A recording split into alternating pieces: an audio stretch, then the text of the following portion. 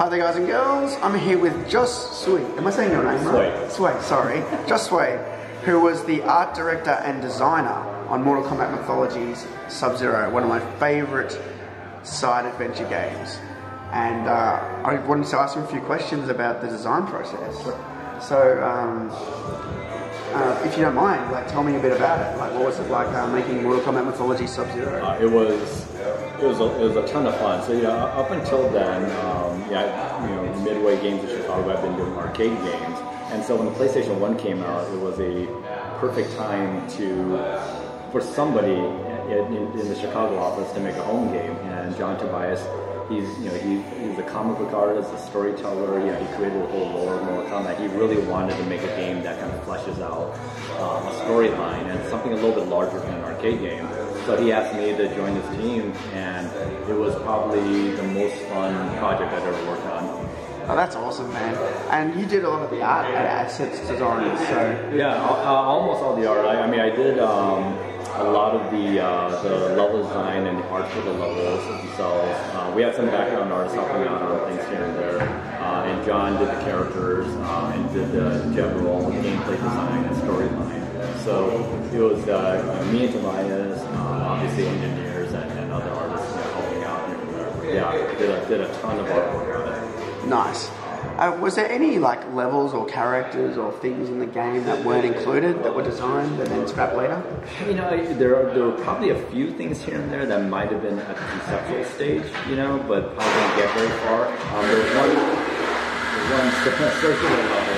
I work at a coffee. We're in a coffee shop. This is gangster, this interview. So in terms of anything that didn't make it in the game, there were some conceptual things here and there that probably didn't get very far. I do recall a circular corkscrew level that we had playable. And so Sub-Zero's running through this, it's almost like a giant castle turret, the inside part of it, it's like this winding staircase. And from what I remember, the tech was there to pull it off and it looked fantastic, but we couldn't figure out a good gameplay reason to have it, so I believe that's why I got it out. Ah, right, okay. Another thing about Mythologies was there was some tricks hidden in there. Like, there was a different way to beat the game, like picking up 5 irons and then blasting Shinnok at the end. You guys see the video? I don't even remember. So this is terrible.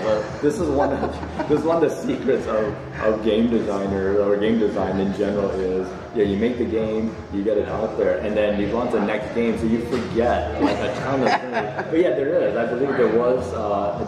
The only thing I remember distinctly is that depending on what you did, you had a different ending with Scorpion.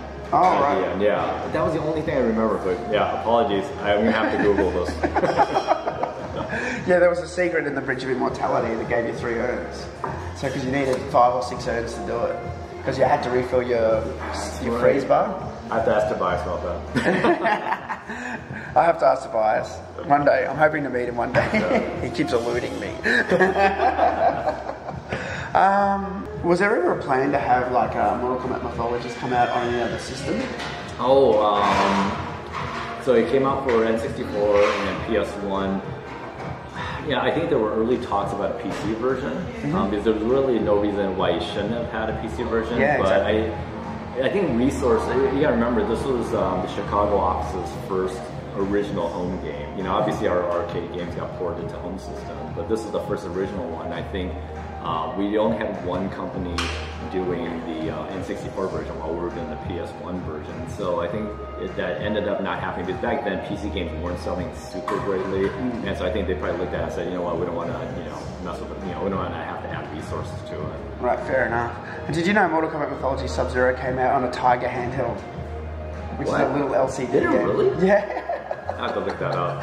I tried to buy it once, and really? I didn't have the money on me, and then I went to get it again, and it disappeared. Oh, I have to look for that now. I'm curious to see how they pulled that off. Honestly, seeing it on the N64 sometimes breaks my heart because we had so much fun and put in so much work doing the FMVs, and to see that be slideshows on the N64 version, that just broke my heart.